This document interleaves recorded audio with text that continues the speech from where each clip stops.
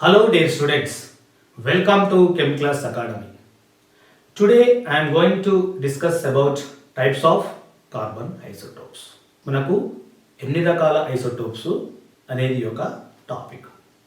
ముందుగా ఐసోటోప్స్ అంటే ఏమిటి, ఐసోటోప్స్ని మనం ఎలా నిర్వచిస్తాము అనేది చూస్తే, ఒకే రకమైనటువంటి మూలకం కలిగి ఉండి సమాన సంఖ్యలో ప్రోటాన్స్ మరియు ఎలక్ట్రాన్స్ కలిగి ఉండి న్యూట్రాన్స్ మధ్య తేడా ఉన్న వాటిని మనం ఐసోటోప్స్ అని అంటాం.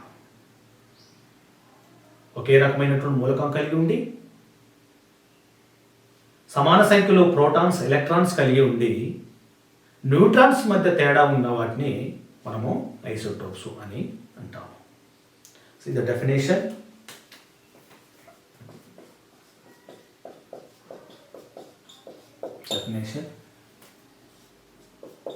Atom of same element and having same number of protons and electrons, same number of protons and electrons, and different number of neutrons. Neutrons are called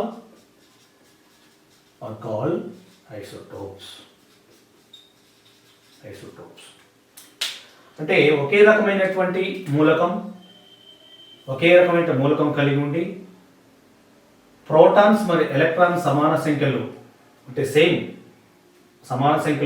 number of electrons protons కలిగి ఉండి neutrons మధ్య తేడా ఉన్న వాటిని మనము isotopes అని అంటాము. అయితే మనం ఎలిమెంట్ని కాక ఒక మూలకాన్ని కాక గమనించినట్లయితే దాంట్లో ప్రోటాన్స్ను మరియు ఎలక్ట్రాన్స్ను, మాస్ను, ద్రవ్యరాశిని, పరమాణు భారం, పరమాణు సంఖ్యను మనం ఎలా గుర్తిస్తామన్నది చూద్దాం. ఇక్కడ ఎగ్జాంపుల్ ఒక ఎలిమెంట్ని తీసుకున్నట్లయితే any element, it is element A Z అంటే ఏ అనేది పరమాణు భారం, ఇది అటామిక్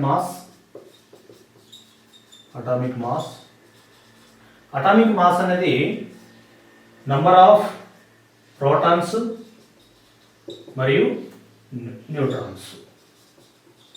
ప్రోటాన్ల యొక్క సంఖ్యని, న్యూట్రాన్ల సంఖ్య మన అటామిక్ మాస్గా చూస్తాము. అదేవిధంగా ఇది అటామిక్ నెంబర్, పరమాణు సంఖ్య.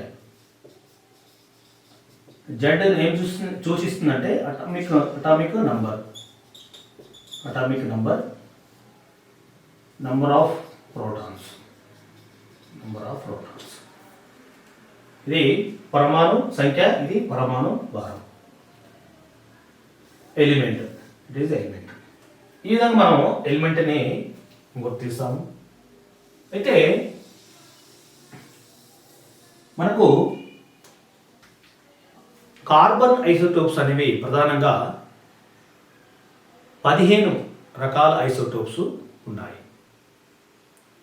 అవి C8 నుండి C22 వరకు, C8 నుండి C22 వరకు మనకు ఈ యొక్క ఐసోటోప్స్ అనేవి లభిస్తాయి.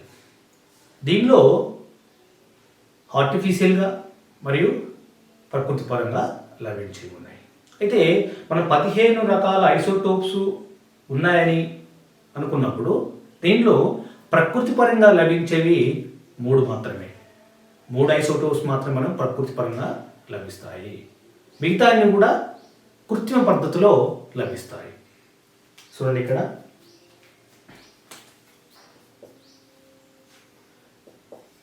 there are 15 known isotopes. There are 15 known isotopes from C8 to C22. C8 నుండి C22 వరకు. But 3 isotopes are found in nature. That is C12, C13 and C14. C13, C12, C13 and C14 మాత్రమే మనకు నేచురల్గా ప్రకృతి పరంగా లభిస్తాయి. మిగతా 12 isotopes కృత్రిమ పద్ధతిలో మనకు లభిస్తాయి. C12 అండ్ C13 స్టేబుల్ అంటే స్థిరంగా ఉంటాయి. ఈ C14 అనేది radio active atom. Radio active అంటే అది రేడియేషన్ తోటి దాని యొక్క ఎనర్జీని కోల్పోతుంది. అది ఇక C14 అనేది రేడియేషన్ తోటి వేరే మూలకంగా అది తయారవుతుంది. అంటే C14 అనేది దాని యొక్క స్టెబిలిటీ అంటే కంపేర్ విత్ అంటే ఈ C12 C13 కంటే ఇది స్టేబుల్గా ఉండదు. ఇది స్టేబుల్గా ఉంటుంది, ఇది స్టేబుల్గా ఉండదు. ఇది రేడియో యాక్టివ్ ఐసోటోప్ అని అంటాం. ఎందుకంటే it is loss of energy by radiation. అది రేడియేషన్ గ్రహించి దాని ఎనర్జీ కోల్పోతుంది. అప్పుడు దాని స్థిరత్వాన్ని కోల్పోతుంది. ఇది నైట్రోజన్ యాటమ్గా కన్వర్ట్ అవుతుంది. అయితే ఆర్టిఫిషియల్ ఐసోటోప్స్ మనకు 12 ఆర్టిఫిషియల్ ఐసోటోప్స్ ఉంటే ఇందులో మోస్ట్ అంటే stable radio isotope artificial isotopes ఏంటంటే C11 అనేది స్టేబుల్ ఆర్టిఫిషియల్ రేడియో ఐసోటోప్ అనేది స్టేబుల్గా ఉంటుంది. దీని యొక్క హాఫ్ లైఫ్ ఎంత 20 minutes. అంటే 20 minutes తర్వాత ఇది వేరే మూలకంగా కన్వర్ట్ అవుతుంది బై రేడియేషన్ తోటి వేరే మూలకంగా కన్వర్ట్ అవుతుంది. ఇక C14 అనేది దీనికి 20 minutes అన్నాం. It is half life. దీన్ని మనం హాఫ్ లైఫ్ అంటాం. C14 యొక్క హాఫ్ లైఫ్ ఎంత అంటే 5730 సంవత్సరాలు. అంటే 5730 సంవత్సరాలకు ఒకసారి ఈ యొక్క కార్బన్ సంఖ్య అనేది C14 సంఖ్య అనేది తగ్గిపోతుంటుంది. అంటే ఇటు ఈ 12 ఆర్టిఫిషియల్ ఐసోటోప్స్లో మనకు స్టేబుల్గా ఉన్నటువంటి artificial radio isotope C11. Least stable ఉన్నది C8 అనేది లీస్ట్ స్టేబుల్. ఎంత దీని యొక్క కాలం ఎంత, దీని హాఫ్ లైఫ్ ఎంత అంటే less than 2 seconds. Only less than 2 seconds. So it is a fraction of time. క్షణంలో ఇది దీని యొక్క వేరే మూలకంగా కన్వర్ట్ అవుతుంది. అయితే మనకు నేచురల్గా దొరికేటువంటి రేడియో ఐసోటోప్ ఏంటంటే C14 అనేది మనకు రేడియో ఐసోటోప్ అయినప్పటికీ ఇది నేచురల్గా మనకు ప్రకృతి పరంగా లభిస్తుంది. అదేవిధంగా కృత్రిమ పరంగా లభించేటువంటి రేడియో ఐసోటోప్స్ మనకు 12 ఉన్నాయి. ఇందులో ఎక్కువ స్థిరంగా ఉన్నది ఏంటంటే C11 ఐసోటోపు. లీస్ట్ అంటే స్థిరత్వాన్ని తక్కువ స్థిరంగా ఉండేది ఏంటంటే C8 ఐసోటోప్ అన్నట్టు. అదేవిధంగా మనకు నేచురల్గా ప్రకృతి పరంగా దొరికేటువంటి ఐసోటోప్స్ని చూద్దాము. వాటి గురించి చూద్దాము. Natural isotopes of carbons. Natural carbon isotopes. మనకు ప్రకృతి పరంగా లభించేటువంటి ఐసోటోప్స్ 3. అవి C12, C13 మరియు C14. C12, C13 అనేది మోర్ స్టేబుల్. C14 అనేది లెస్ స్టేబుల్. C14 అనేది రేడియో డికే అంటే అది రేడియేషన్ తోటి దాని ఎనర్జీ దాని స్థిరాన్ని కోల్పోతుంది. చూడండి ఇక్కడ మనకు C12 and C13 C14 isotopes అనేవి occurred in nature.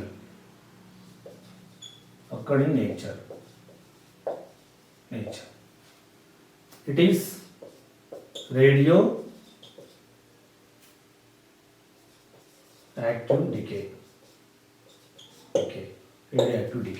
It is stable.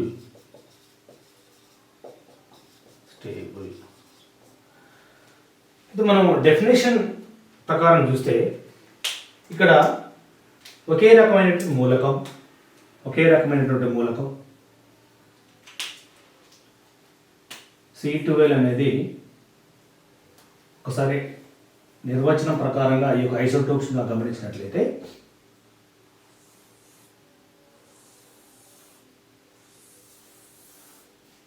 ఇందులో మనకు 6 ప్రోటాన్స్ ఉన్నాయి, అదేవిధంగా 6 న్యూట్రాన్స్ ఉన్నాయి. ఎలక్ట్రాన్స్ ఎన్ని? 6 ఎలక్ట్రాన్స్.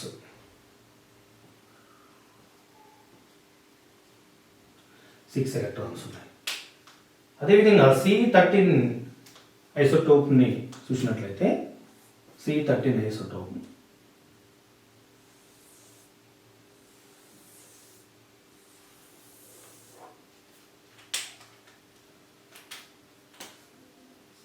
6 ప్రోటాన్స్ ఉంటాయి, 7 న్యూట్రాన్స్ ఉంటాయి.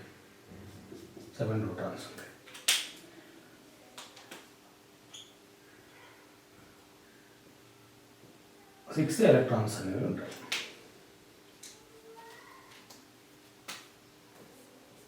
C14 అనేది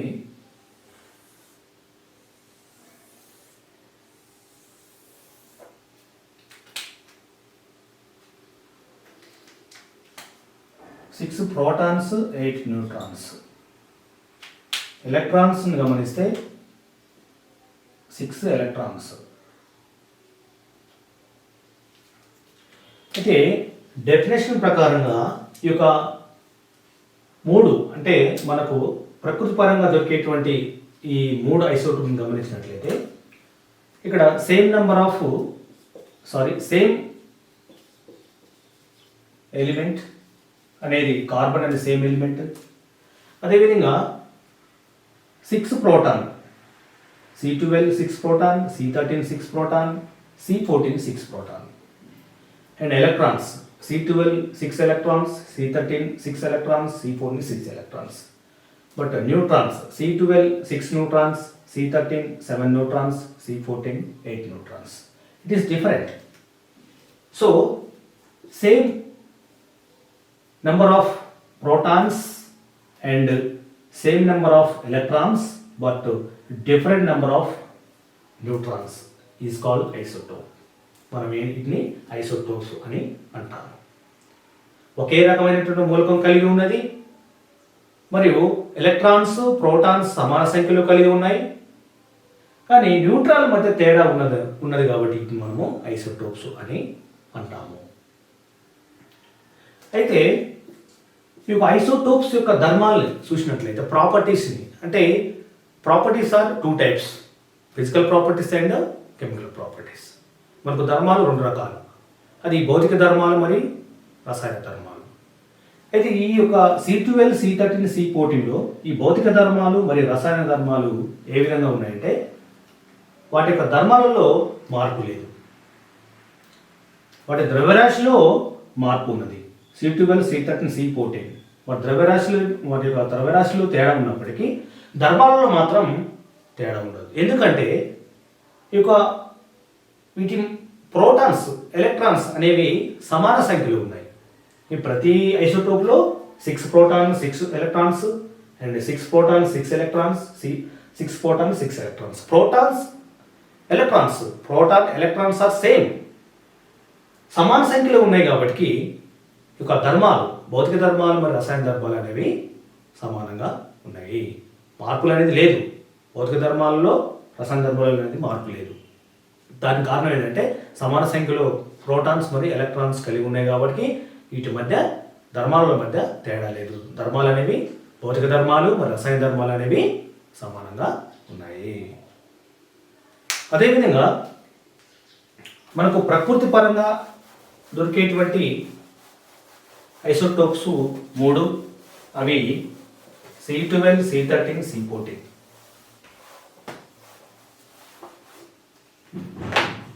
Abundance of carbon isotopes. Abundance of carbon isotopes. మనకు ప్రకృతి ప్రకారంగా దొరికేటువంటి ఐసోటోప్స్ 3, అవి C12, C13, C14. ఇవి C12, C13, C14 occur in nature. ఏదైనా కార్బన్ సంబంధించినటువంటి పదార్థాలు తీసుకుంటే అందులో ఎంత శాతంలో మనకు ఈ ఐసోటోప్స్ లభిస్తాయి?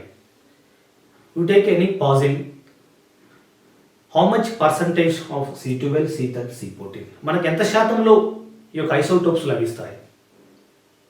అయితే మనం ఏదైనా ఒక పాజిల్ తీసుకుంటే, ఒక శిలాజం తీసుకుంటే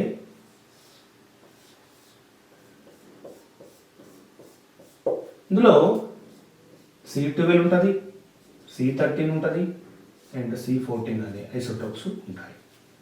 ఇది పాజిల్. అయితే మనకు ఎంత శాతం లభిస్తాయి?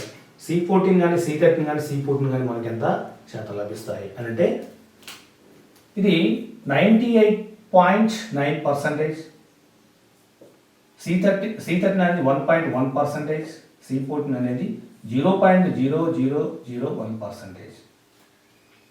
అంటే ఆల్మోస్ట్ 98.9 అనేది ఈక్వల్ టు 99 ఈక్వల్ టు 1. అంటే C12, C13 అనేవి 100%గా ఉన్నాయి. వాజిలో C12 అండ్ ప్లస్ C13 100% ఉన్నాయి. అయితే C14 అనేది వెరీ నెగ్లిజిబుల్, అంటే 0.001%. ఎందుకంటే ఇది ఈ C12, C13 అనేది స్టేబుల్గా ఉంటాయి. ఇది C14 అనేది అవి వాటి స్థిరాన్ని కోల్పోతాయి, రేడియేషన్ తోటి వాటి స్థిరాన్ని కోల్పోతాయి, స్థిరత్వాన్ని కోల్పోతాయి. అవి వేరే మూలకంగా మార్పు చెందుతాయి. అయితే ఒకసారి మనం ఈ యొక్క ఫాజిల్ని గమనించినట్లయితే ఒక C14 అనే ఒక యాటమ్, C14 అనేది ఒక అణువు, ఒక C14 అనేటువంటి అణువు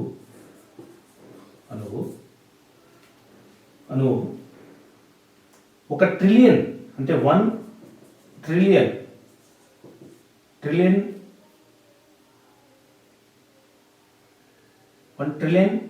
ఇన్ 1 ట్రిలియన్ C12. అంటే ఒక ఫాజిల్లో 1 ట్రిలియన్ అంటే 1,00,000 కోట్లు. అంటే ఈ యొక్క ఫాజిల్లో 1,00,000 కోట్ల C12 అణువులు ఉంటే ఒక C14 అణువు మాత్రమే ఉంటుంది. దీని అర్థం ఏంటంటే 1,00,000 కోట్ల C12 అణువులు కాక ఉంటే అందులో ఒకటి మాత్రమే C14 అణువు అనేది ఉంటుంది. ఫర్ ఎగ్జాంపుల్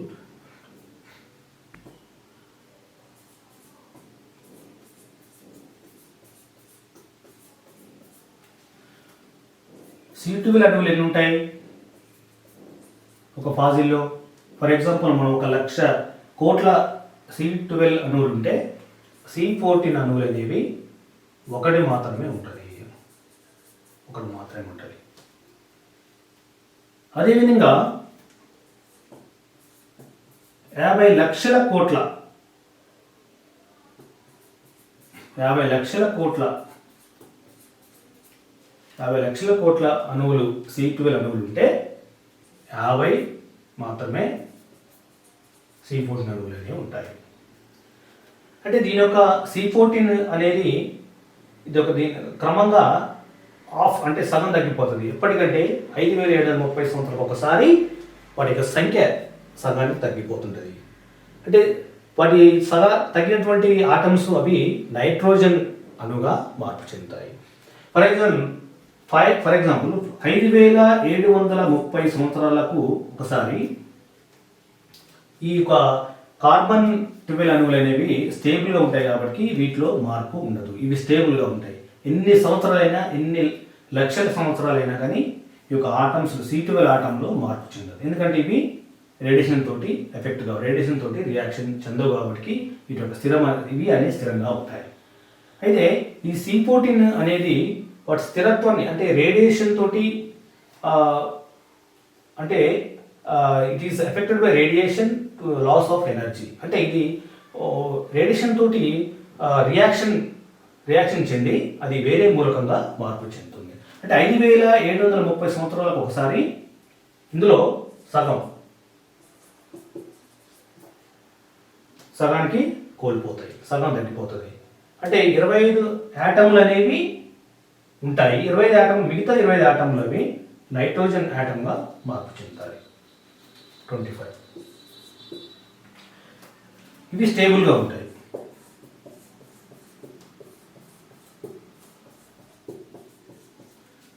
యాభై లక్షల కోట్ల అణువులు C12 ఉంటే 5730 సంవత్సరాలకు మరి C14 అనేది 50 నుంచి 25కు తగ్గిపోయినాయి.